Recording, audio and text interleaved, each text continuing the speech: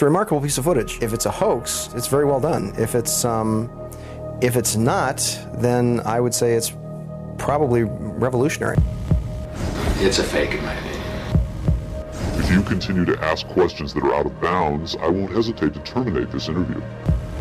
This is powerful because this is not a staged event. This is real.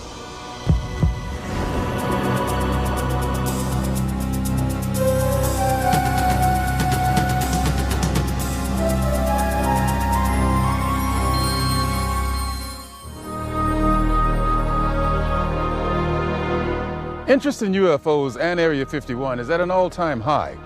Last year, a highly rated TV special and best-selling home video purported to show an actual autopsy of an alien being from the famous Roswell, New Mexico crash of 1947. Many people and even some experts believed that autopsy footage was genuine. If that was indeed the body of an alien being from another world, could the footage in this program be the world's first hard visual evidence of an actual living and breathing alien being? An alien being communicating in an interview with a highly covert arm of the U.S. government? If the footage we're about to show you is genuine, then this could very well be the most important video in the history of mankind, proving once and for all that we are not alone.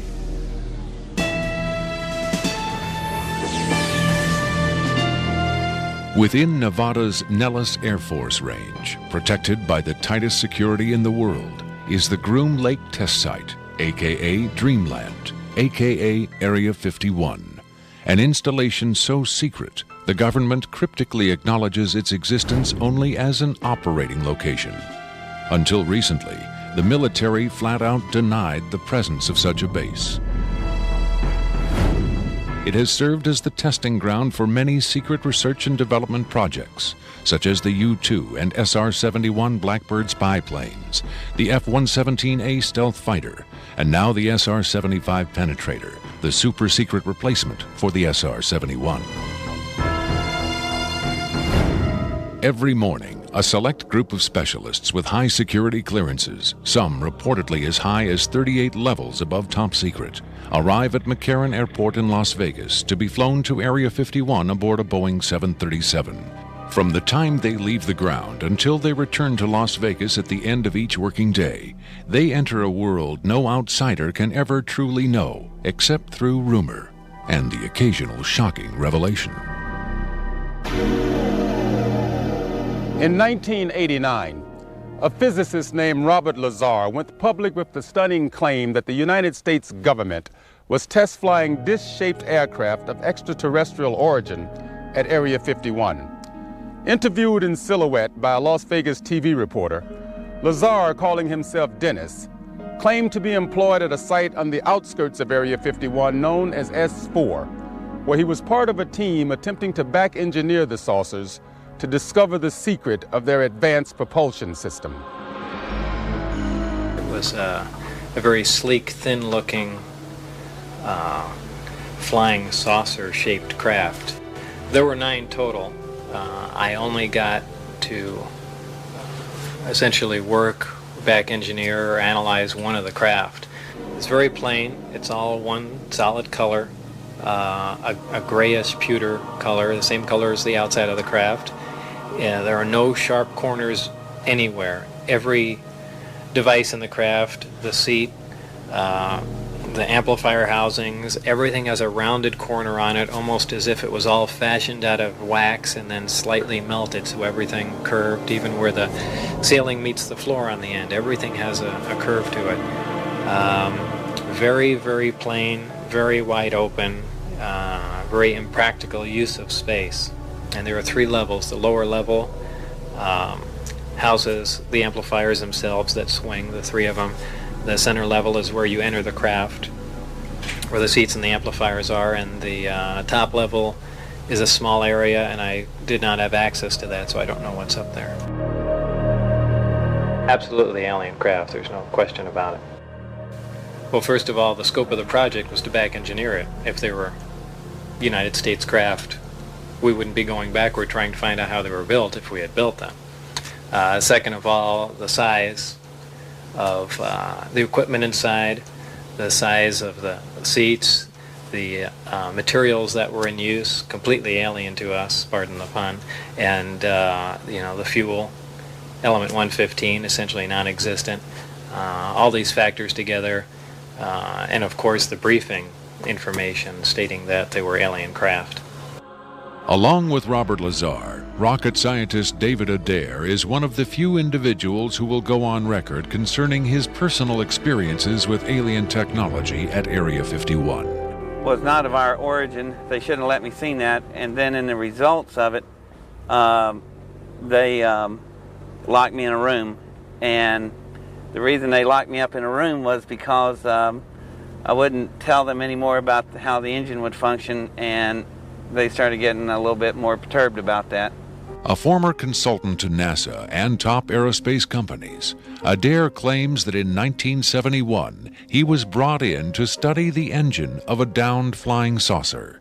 What I was looking at was a technological marvel of its time, and it was a magnificent thing to see sitting there, and the whole situation just started really getting me more angry than anything, because the fact that they could sit on such a hunk of technology and not tell us about it.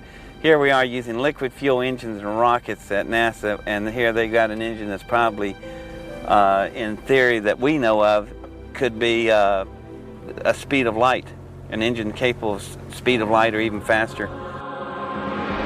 Ufologist and lecturer Sean David Morton has appeared on Sightings, Strange Universe, and Hard Copy. He offers his own perspective on Lazar's stunning claim and the super-secret Area 51. Area 51 is approximately 135 miles north of Las Vegas. It sits in a box that's at the western middle corner of the Nellis test site. It was originally called the Groom Lake facility, and Area 51 actually gets its name from a bombing classification. There's Area 49, 50, 51, 52, et cetera, et cetera. So one of the things that Robert Lazar told us was that if we simply went out to a black mailbox at 6:30 p.m. on Wednesday nights, that we would actually see flying saucers, that these objects would test, and that this was the military testing time between 6:30 and 9:30, and then early in the morning between about 3 a.m. and about 6 a.m. Vigorous efforts have been made by employees of the government and others to debunk Lazar's claims and discredit him personally. Nevertheless, Area 51 has become the center of a raging controversy, whether in fact certain clandestine agencies of the U.S. government are in secret contact with alien beings. Project Sigma was supposedly a deal between the United States government and various extraterrestrials that after the Roswell crash of 1947, that an organization called Majestic 12 was formed, and then in 1953, President Eisenhower was then brought in on this. Well, there was a negotiation going back and forth between the United States military, the government, and the extraterrestrials.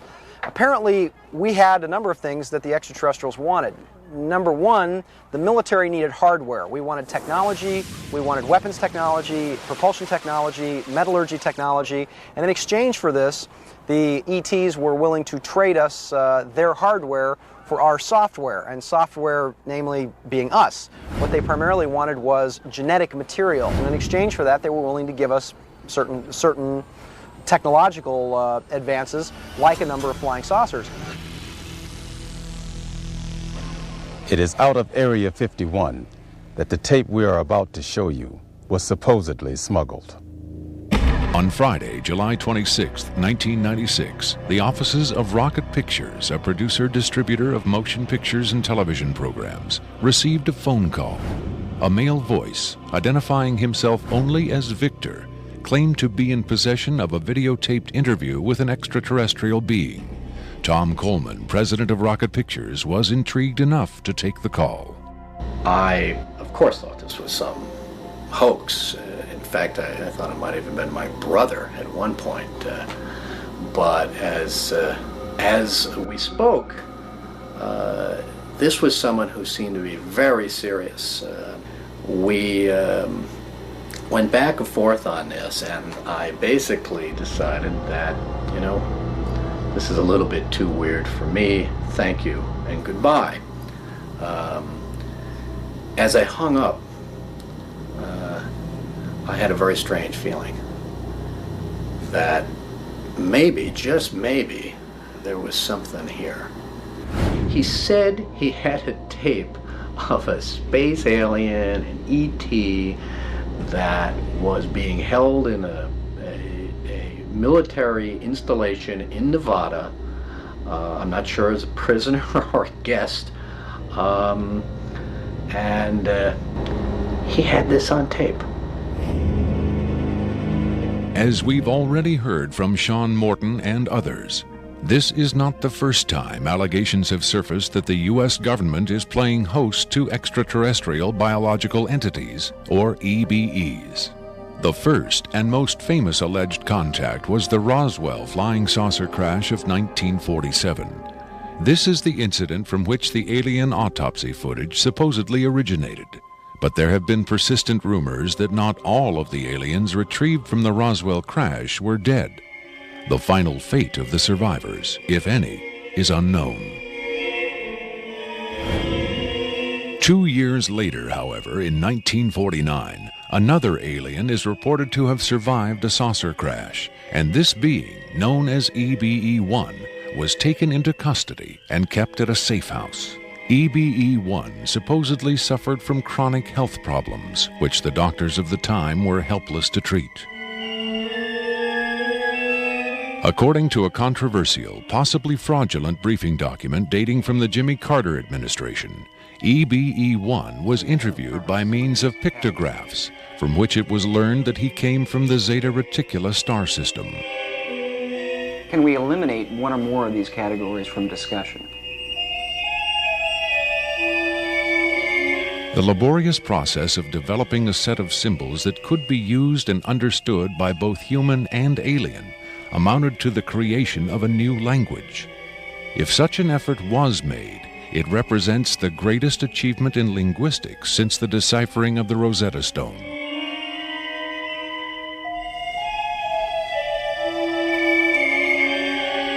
That such an achievement would be kept secret illustrates the hysterical paranoia of the time as the Cold War intensified under the threat of nuclear annihilation.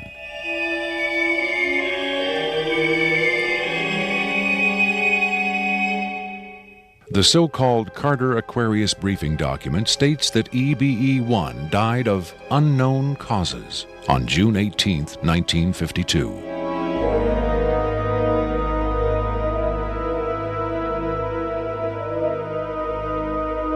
Skeptics who doubt the authenticity of the Carter-Aquarius document find it unbelievable that highly advanced alien beings would allow one of their own to die under the primitive medical care of a species that had barely begun to conquer its own diseases.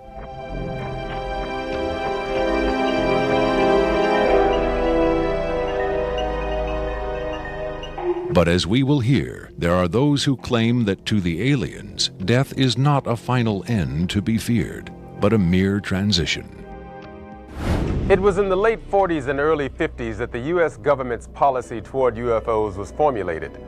Publicly, there was Project Blue Book, which made a great show of gathering data on all the major UFO sightings, finally declaring them all to be hoaxes, mass hysteria, or swamp gas. But secretly, there may have been another policy at work.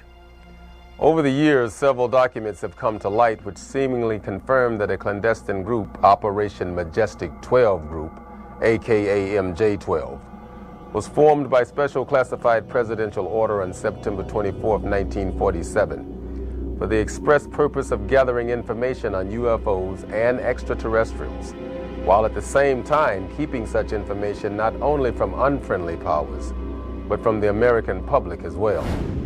If indeed Area 51 has become the nation's repository for alien technology and possibly alien visitors, then the extra-constitutional justifications for such secrecy were developed in the MJ-12 Group's planning sessions. James B. Forrestal, Secretary of Defense under President Harry Truman, is widely accused of being the mastermind behind the creation of MJ-12. Once created, Majestic may have expanded its mandate beyond what Forrestal had intended. Whatever secrets Forrestal may have known concerning flying saucers and alien visitors, that knowledge died with him when in 1949 he mysteriously plunged to his death from a window at Bethesda Naval Hospital. Though he was being treated for depression, many UFO researchers doubt that his death was a suicide and point to the sinister workings of the possibly mythical MJ-12, which in their hypothesis may have been protecting its secrecy from a man who had come to believe the people had a right to know. As late as 1989, according to Bob Lazar, the identification badges at Area 51 read MADGE for Majestic. In December 1994, a document purporting to be the Majestic 12 Group Special Operations Manual was leaked to a noted UFO researcher. It contains the following directive under the heading Isolation and Custody. EBEs will be detained by whatever means are necessary and removed to a secure location as soon as possible. There follows this disturbing amplification. Although it is preferable to maintain the physical well-being of any entity, the loss of EBE life is considered acceptable if conditions or delays to preserve that life in any way compromise the security of the operations. From the beginning of the UFO age, it seems, secrecy was always the government's prime directive. In 1988, another anonymous government source, codenamed Falcon, claimed that a second extraterrestrial biological entity, EBE-2, voluntarily became a guest of our government, allowing himself to be examined and interviewed. In this scenario, Area 51 became, for a time at least, a sort of extraterrestrial embassy, the setting for mankind's first attempt at diplomacy with beings from another world.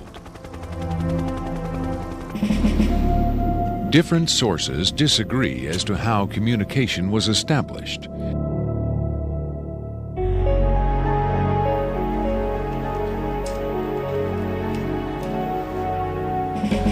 There is universal agreement that the EBEs are incapable or unwilling to speak human language.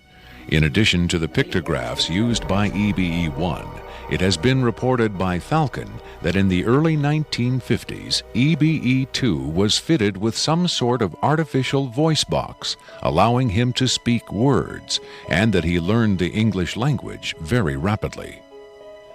Other sources doubt this story, however. By our kind, do you mean we Americans? What has been reported most persistently is that the aliens communicate via thought projection or telepathy. They would have been tortured, made to give up their secrets, instead of questioned in this friendly manner. We cannot be forced to communicate. Has it been tried? Not by us. We speak to who's ever willing to listen. The idea of telepathic communication with alien beings carries with it the same doubts and controversy attached to telepathy itself. Do the practitioners of this ancient art really have the ability to read minds? Or are they crafty charlatans who simply tell the listener what he or she wants to hear? If the cynics are right, then the self-proclaimed telepaths recruited by the government in the 1950s were playing an astoundingly daring hoax by claiming to speak for the mute visitors from the stars. Defenders of telepathy call this notion preposterous and point to the long history of government-funded research into mind reading as proof that their science has merit. In the last 4 decades, there have been persistent, often contradictory rumors and even eyewitness accounts of other alien visitors meeting secretly with military or government officials. But what about today? The Tester Corporation has recently come out with a model kit of Gray, the extraterrestrial life form, and a scale model of the so-called sport model, the UFO Bob Lazar says he studied at Area 51. This UFO kit has quickly become one of the most successful model kits in the history of the company. If the military is, in fact, conducting tests of extraterrestrial spacecraft at Area 51, then where are the alien creators of these craft? In his first TV appearance under the pseudonym Dennis, Bob Lazar was asked if there are living aliens at Area 51.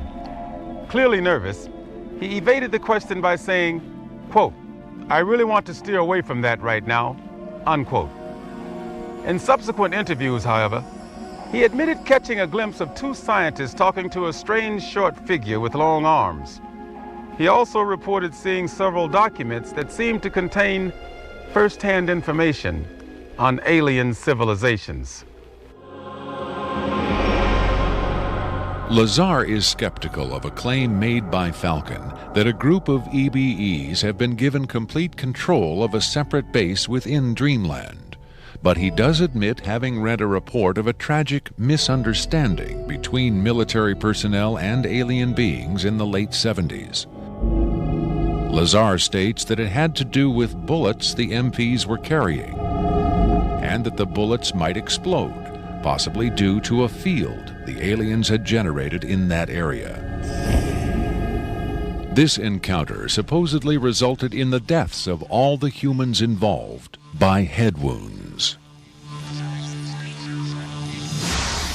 But if there was ever a large-scale alien presence at Area 51, Lazar saw no evidence of it during his work at S4 in the late 80s.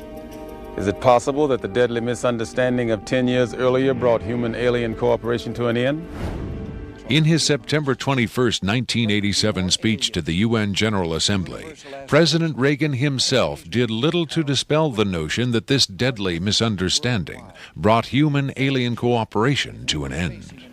In our obsession with antagonisms of the moment, we often forget how much unites all the members of humanity. Perhaps we need some outside universal threat to make us recognize this common bound.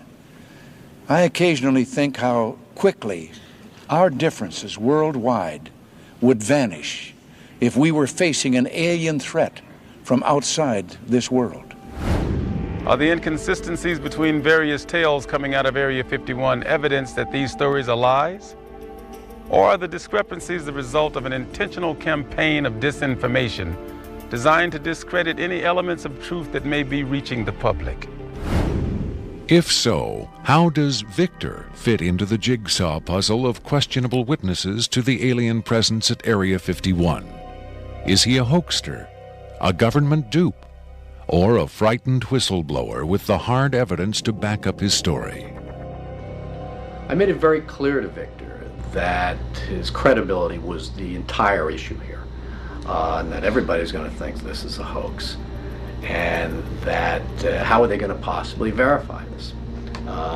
What he said was, you can do anything you want in terms of verified, any type of due diligence. He will answer whatever questions put forward. We could do whatever type of checking. We could bring in experts. We could have the tape tested. We could, in fact, he encouraged all of these aspects. He just did not want his face and his real name revealed. At Coleman's insistence, Victor agreed reluctantly to appear on camera, but only in disguise, in shadow, and with his voice electronically altered. The questions were agreed upon in advance, but during the actual interview, the discussion occasionally deviated from Victor's approved questions. What is your occupation at Area 51? I won't answer that. I have had reason to be present at Area 51, but I'm not going to clarify whether or not I was there as an employee. Are you saying you were there as a visitor? I'm not going to specify why or in what capacity I was there, only that I was there. Can you tell us how many times you were there? When I agreed to this, my fundamental ground rule was that I would not be asked to divulge personal data that might help pinpoint my identity. If you continue to ask questions that are out of bounds, I won't hesitate to terminate this interview. Are you saying that the number of times you were present at Area 51 is enough to pinpoint your identity? Any specifics will narrow the field of suspects. Of course, I could lie. Let's say I've been there 47 times, or anyway more than once. Let's turn to the tape itself. The copy you've supplied is not the original tape. No. Was the original at Area 51 when you copied it? That's out of bounds. Is it fair to assume that the copying of tapes at Area 51 is heavily restricted? You can assume anything you like. I would say that's a fair assumption. That's obvious. I will say that this tape was copied under special circumstances. Otherwise, copying it would have been impossible. Can you be more specific? More specific? Okay, I'm sure they've figured this much out already. Recently, there was a wholesale transfer of video documentation from analog tape to digital disk storage. In a couple of instances, this allowed data to leak from a highest security system to a less high security system. Even so, this particular tape was the only... I think that's about all I'll say about that. Was there something about this particular clip that made it more accessible to be copied? Not necessarily, no. Was there something about the content that caused them to file it differently or give it special handling? This interview was terminated. The interview resumed only after a discussion of the ground rules. Have you personally seen the alien being that appears in the tape? Yes, I have, but I stress I was not necessarily present at the interview session that appears on the tape. I'm not going to be specific. I may have encountered the being at another time. What can you tell us about the alien interview we're about to see? This one is rather recent, very late in the series. The interview process has been ongoing since the being arrived, which was in 1989. Approximately twice a month, they sit it down for a session that generally lasts from 3 to 5 hours. If they try to go longer than that, or if they schedule the sessions more frequently, the being becomes unresponsive. There's a fair amount of infighting among the scientists from different disciplines to get their questions asked. What has the alien revealed? Various minor technical details of the saucers. The physicists and engineers are frankly frustrated. They feel the being is withholding information. Possibly concepts are getting lost because all the information has to come through a telepath. But also it may be that the bulk of their scientific knowledge is just too advanced to be translated into our primitive conceptual framework. It's analogous to if a human scientist were to try to translate quantum mechanics into the grunts and screeches of a chimpanzee. That's not a very flattering comparison. Frankly, there's a high attrition rate for scientists in the program. You'd think they'd be energized by the challenge, but a lot of them take the ego deflation very hard when they find out not only how much they don't know, but how much they aren't even capable of understanding. What else has the alien communicated? Oddly enough, the being seems to have a much easier time communicating spiritual concepts.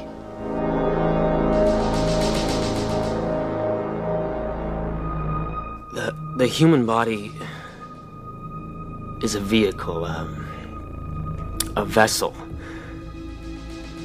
And the vessel must be maintained to serve the spirit with maximum efficiency. But a broken vessel can be replaced. The human spirit, or the soul, can have many vessels. Is the process natural or technological? Both are one. Technology is a natural excrescence of humanity. Technology is a process the vessel uses to perfect itself. So this transference of the soul from vessel to vessel, did your kind create the mechanics of it, or is it a natural... Did it predate the intellectual creation? Before understanding must come acceptance. And it's not technological. Well, I think what he's trying to say is that the question is meaningless. The soul can travel from vessel to vessel. Reincarnation, transfiguration, whatever. It's real. What I'm getting at is, does he know how it's done? Victor uses the term vessels to refer to the alien's conception of the body as a disposable vehicle for the soul. The UFO cult known as Heaven's Gate used the term containers in a similar context. The mass suicide of the Heaven's Gate cultists illustrates the dark side of accepting such ideas at face value.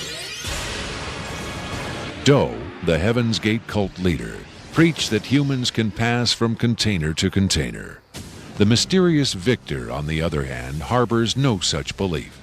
In his interview, recorded months before the Rancho Santa Fe tragedy, Victor made his attachment to his own earthly vessel abundantly clear. And let me just state here publicly, to head off any clever ideas anyone might be having, I have never been, am not now, and never will be suicidal. But how would the public know if something happened to you, since we don't know who you are? I'm taking care of that, trust me. If something happens to me, if I die, people will know who I am. Do you think it's a reassuring sign that these aliens can communicate with us on a spiritual plane? It would be nice to think so, but I'm not sure if it's really such an achievement considering the mismatch between our intellects. I mean, you're not going to have much luck making your dog understand calculus, but if you pet him on the head and say, "Good dog," aren't you communicating spiritually? And doesn't the animal control officer say, "Good dog," when he comes to put some poor stray to sleep? Doesn't the vet try to reassure the animal just before he spays it? When you're dealing with beings whose intellect is so far beyond your own, I don't think it's safe to assume they have your best interests at heart. What about the content of the tape segment you brought? As I said, this is late in the series. In fact, it's quite close to the end.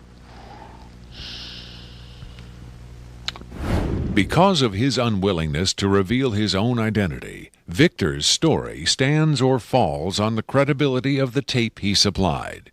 Here, exclusively, for the first time anywhere, is the uncut, uninterrupted alien interview tape, shown in its entirety in real time.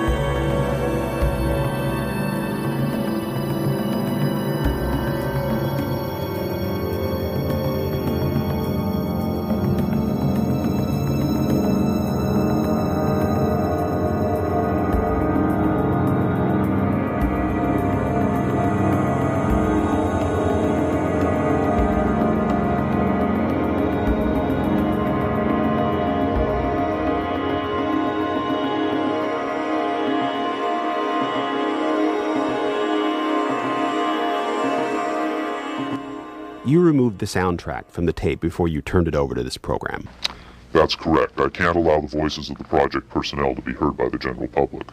There's a very good chance their family or friends on the outside might recognize them. Is it your purpose in releasing this tape to expose Area 51 to the world? My purpose is to expose the existence of the aliens, not compromise these individuals. I made the decision to come forward. I'm taking precautions to protect my own identity, and I don't think it's fair for me to put these others in danger of exposure. In any case, the interview on the tape went nowhere. It was interrupted, as you'll see. Can you describe for us what we're seeing? All right, we're looking at the interview suite at S4.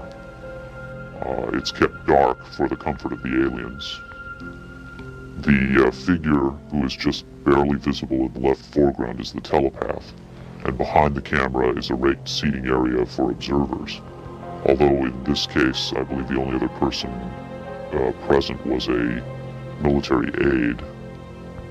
The alien is seated behind a glass partition in a biocontainment area, which is maintained at biosafety level 2, the lowest designation. That's primarily for the protection of the aliens, not us. The theory is that if they were going to infect us with an alien bug, it would have happened 50 years ago. In fact, all the indications are the aliens eliminated microbial and viral life from their own ecosystem long ago. They aren't susceptible to our diseases directly, but it has been shown that microbes can reproduce and form colonies within their respiratory systems, which tends to exacerbate the debilities they seem to suffer anyway in our environment. In fact, you can see here the alien is beginning to flag. The interview was not going well. The telepath was trying to clarify some points from a previous interview, but he wasn't receiving coherent responses. As you can see, the being is in real distress.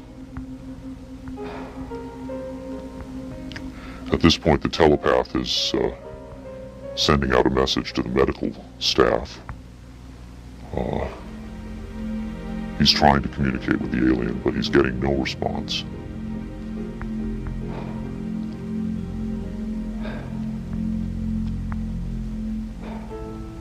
There's very little he can do. There's no direct connection between his space and the biocontainment area. That's the aide stepping in on the right. The medical staff should be there by now. They're slow in responding. There they are. I have to say the medical personnel at S4 are less than first rate. They tend to be selected for their willingness to keep secrets rather than their medical competence. By the way, he's not shining that light into the eyes. It looks that way, but in fact he's checking for hemorrhaging around the eye sockets and in the nasal cavity. I'm sorry. It's very hard for me to watch this.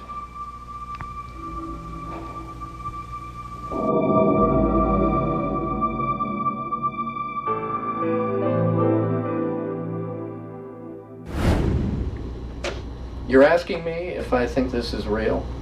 That have I finally seen a space alien?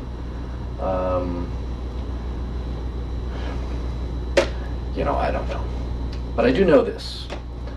I know that this is not a tricked up version like the alien autopsy. It doesn't attempt to distract you away from the alien. It doesn't have that cinema verite, black and white. It doesn't go to great lengths to try to fool the audience.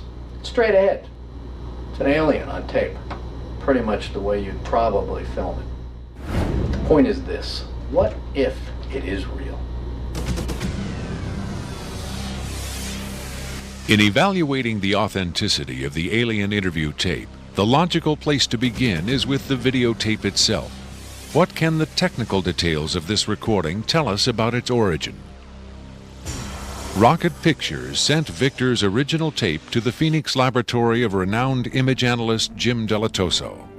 Using the most up-to-date digital technology, Delatoso tried to determine the tape's authenticity.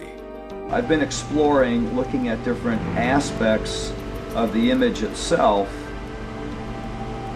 to develop questions for a matrix on is it real or is it fake.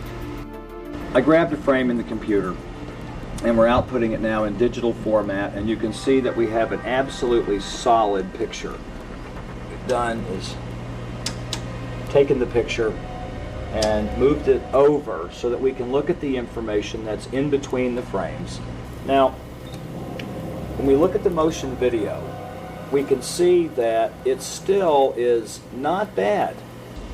And when we have this little indicator down here, it tells me that the original image was transferred using some kind of time-based corrector. These are video screens up here, television, video monitors, and they're off at an angle. If this was shot using a video camera with lines on it, we would see moire patterns up there, and we don't see the moire patterns. So there's a probability that this was shot originally on film, possibly a film stock like 7252 or 7247, depending on the lighting. The idea that these images may have originated on film is in direct contradiction to Victor's statement that the interview was shot on video. On closer inspection, Delatoso decided the images could indeed have been recorded by a video camera under certain specific conditions. In this case, I get the sense of it that this was originally created using either film, transferred telecine to beta, that then this is the third generation, or it was taped under very low light conditions with the video gain boosted probably 12 dB. Even the emotionless analysis of a computer cannot provide a definitive answer. Delatoso's efforts yield tantalizing hints, but in the end they only increase the mystery. One of the key things about this creature are its eyes. Like the other experts, video analyst Jim Delatoso was emotionally affected by what he saw. He took the tape very seriously and offered this personal opinion.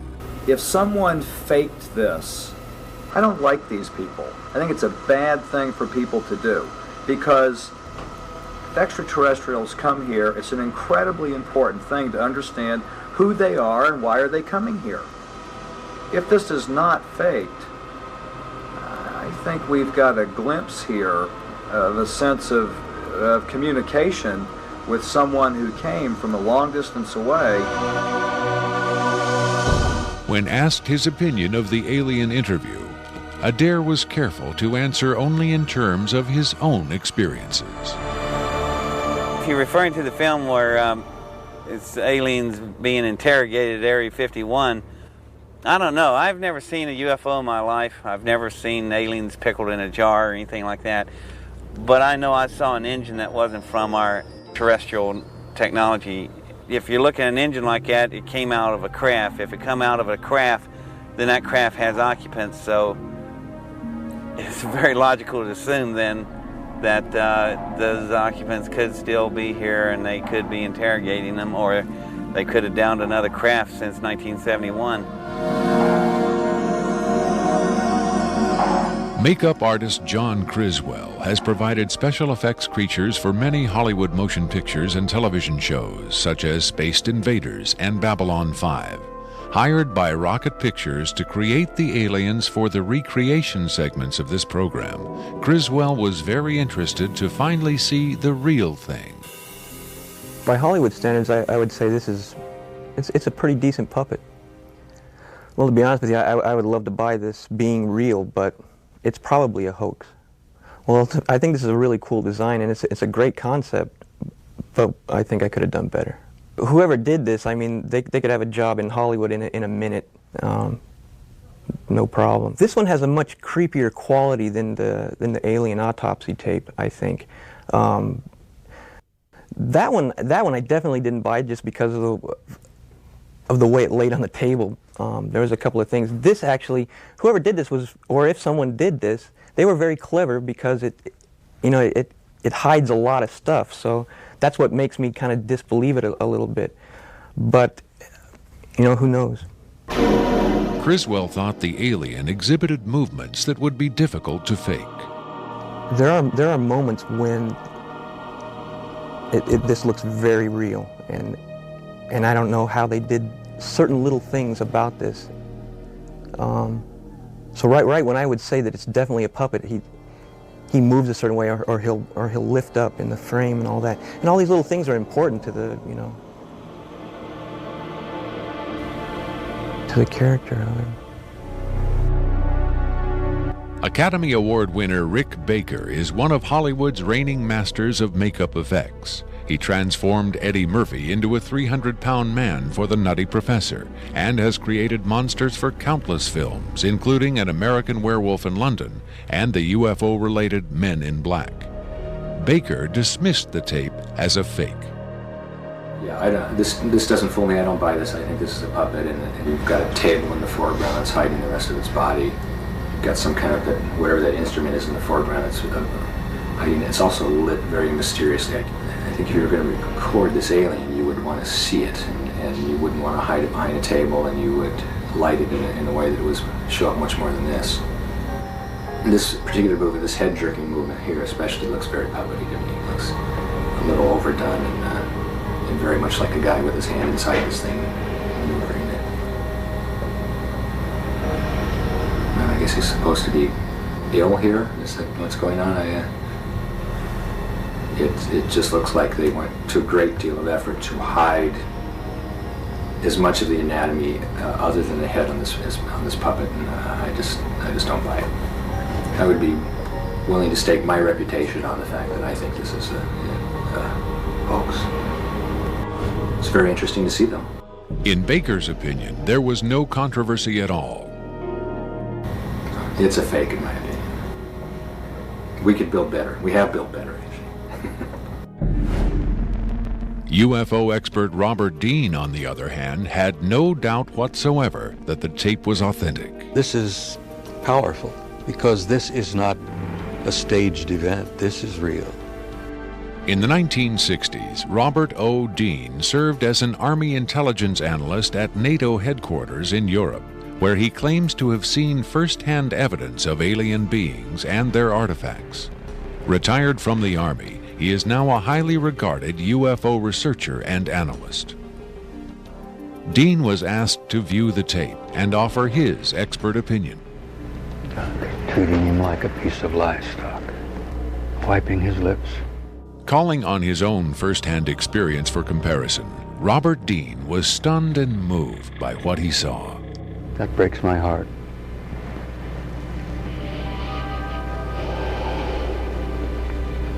I think you've got yourself a piece of legitimate footage here, and I think you've got your hands on some pretty sensitive material. I don't know how the hell you got this. I don't know who you got it from, and frankly, I don't want to know who you got it from. But you got yourself a tiger by the tail with this footage. I would say, and I know that that's one of the things you'll ask of me, is that you've got yourself some legitimate footage of one of the little guys being interrogated and filmed.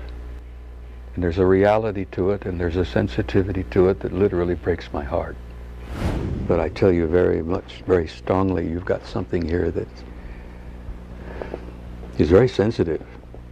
Well, I know that the level of classification on this kind of a thing is so far damned above top secret that you can't imagine how sensitive this kind of thing is, and how delicate it is, and how tightly the government sits on anything like this. Sean Morton looked for clues to the tape's authenticity in the technical details of the interview's setting.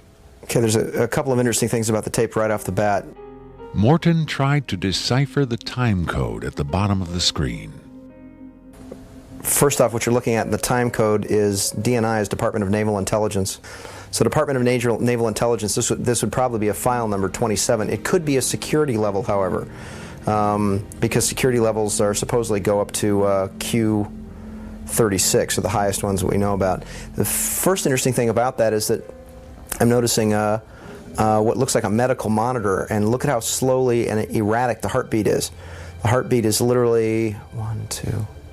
It's very, very erratic, and it looks as though the heartbeat being as erratic as it is only about, from counting that, it looks like it's about 30 a minute or so. Morton suggested an alternate explanation for the video's dim lighting. One of the unusual things about most of these particular race of aliens is they are very, very sensitive to light. So a lot of these interviews are conducted in very darkened rooms. To Morton's eye, many features of this alien dovetailed with accounts of other first-hand contactees. Another strange thing about the physiognomy of these creatures is, as well, is if you will notice that the neck itself is not at the back of the head like a human being is. The neck is actually in the center of the head, which is what actually gives it problems holding its head and its neck up. Whatever this is, it's being taken, the interview is actually being done through a piece of glass, which is probably something somebody faking the photographs probably wouldn't think about. Right there we see that the creature appears to be choking. The dark eyes, in many cases, are actually a form of lens that guards the creature against untoward sunlight. It's a remarkable piece of footage. I mean, it's very, very, very, very interesting. If it's a hoax, it's very well done. If it's not, then I would say it's probably revolutionary. Another expert who was asked to examine the tape was Michael Hesseman, one of Europe's leading UFO researchers and author of the international bestseller Beyond Roswell. When I got the first information about the alien interview footage, and when I saw the first picture, I said there might be a connection to a real incident. Hesseman was intrigued both by the alien's appearance and by Victor's claim that the being arrived at Area 51 in 1989. If it is authentic, it might be the most significant film ever published, ever shown on television. For several years now, Hesseman has been investigating reports that the South African Air Force shot down a flying saucer in the Kalahari Desert in 1989. According to Hesseman's sources, 2 survivors were retrieved from the downed saucer. One was sent to Wright-Patterson Air Force Base in Ohio, and the other to Area 51. The extraterrestrial in Victor's tape bears a striking resemblance to descriptions of the Kalahari ET, and the timing of its appearance at Area 51 is consistent with the South African incident. If you see the drawings we have of the Kalahari alien and the descriptions we have, it seems to be the same being. And the Kalahari incident puts the alien interview footage into a context and gives it at least a probability that it might be real. It might be the real stuff, we just don't know. Whitley Strieber, best-selling author of Communion, claims to have had numerous personal contacts with alien beings. He has become the de facto spokesman for the growing number of people who claim to have been abducted by extraterrestrials. The nationally syndicated television program Strange Universe asked Strieber and several other abductees to view the alien interview tape. What Strieber saw left him profoundly shaken.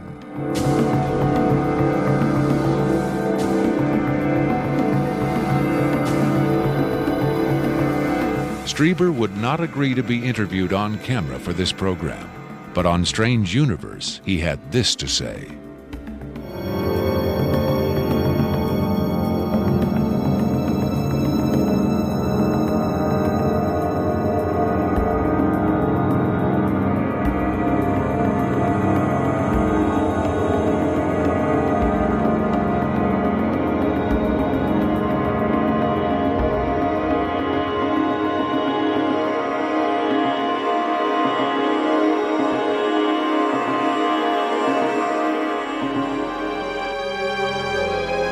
On May 23, 1997, Victor gave a radio interview on the nationally syndicated show Coast to Coast AM with Art Bell. Speaking by telephone from an unknown location, Victor answered questions from host Art Bell and his guest, UFO expert Sean Morton. From the Kingdom of Nye, Coast to Coast AM continues with Art Bell. It is going to be a very interesting morning. Let's see if we've got Victor on the line. Victor, are you there? I'm here. Welcome to the program, Victor. Afterwards, this is what Bell and Morton had to say about Victor's credibility. What a hell of an interview, huh? Boy, oh boy, talk about making history on the radio. It was, as far as I could tell, he answered every question properly as far as exactly where the locations are, to the, descriptions of the, the transports, the 737s, to the CTS-43s, the retinal scans, the 5 levels at S4. A veteran of countless controversial interviews, Art Bell still found himself impressed by his encounter with Victor. In the first, I think, half hour, I sensed that I was getting a kind of a runaround, or that I was not satisfied with the quality of the answers that I was being given. But as the interview progressed, and Victor, to some degree, began to relax, I began to get a different sense, and that was that he was telling me the truth. I think Victor was scared. I think Victor really is scared. And so my judgment of the interview after about the first, maybe 20 minutes, half hour, is that we began to get some real information. It was a significant milestone. There's no question about that in broadcasting.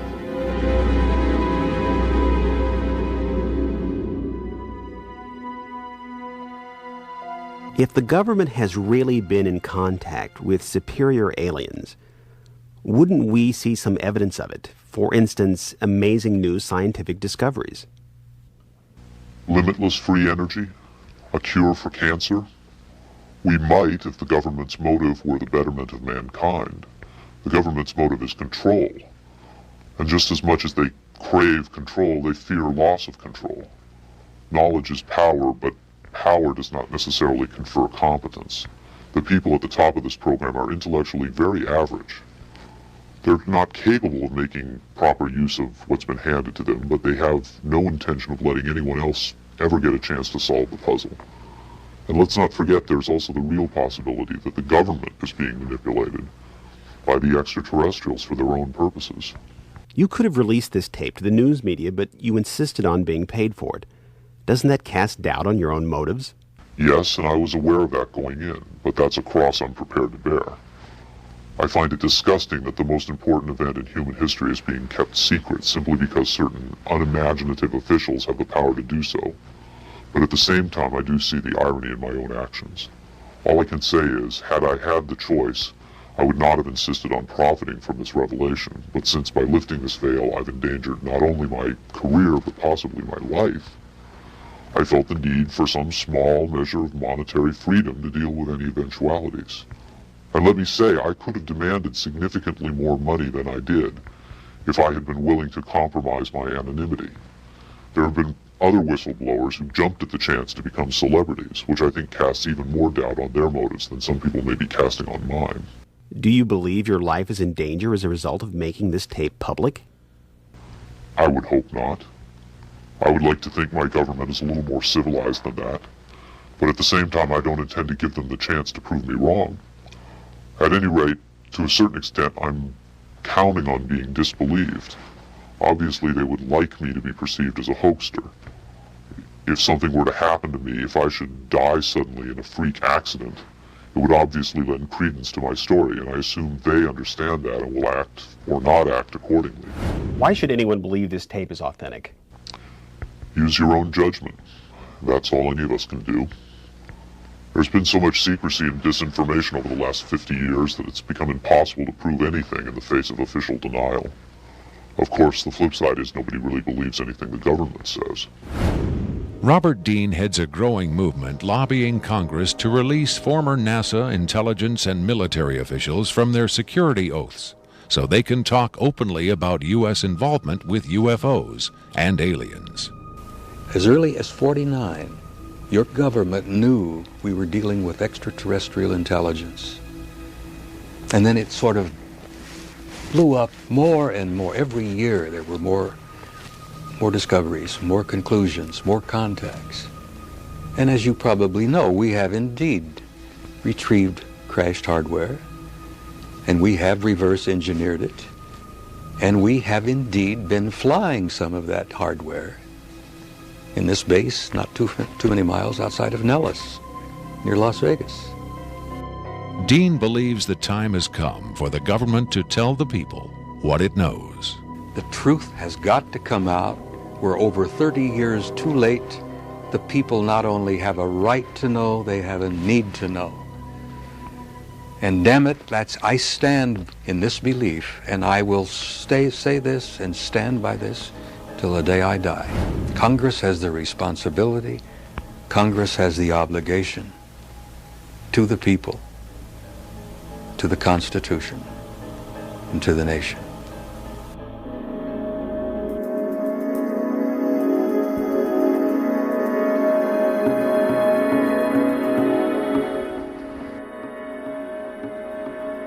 Did this alien die? I can't answer that with certainty. I do know the interviews came to an end. Whether the being died or was retired, and I don't mean that in the spy thriller sense of having it killed, I mean retired from the interview process. I just don't know. I'm fairly certain it didn't go home, at least not in the physical sense. But these beings, they don't seem to be very concerned about dying or avoiding death. Why do you think that is? Maybe they know what comes after death with more confidence than we do. Maybe there's another vessel waiting for them on the other side. The other side? Yes, which may in fact be where they come from in the first place. I've heard the claims that they come from Zeta Reticula or the Pleiades, but it hasn't been established that they come from out there at all. Their saucers may not travel through space as we know it. They may fold in from another dimension, another reality.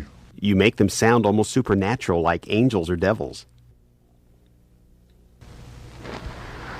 Supernatural is just a term for aspects of nature we don't understand. For many people, they certainly do serve the functions of both angels and devils, forces we can't comprehend. Have you had enough of me? I think I've earned my money.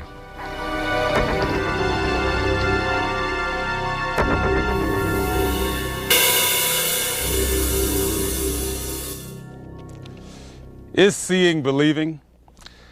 Can the images on this little tape really be what Victor claims?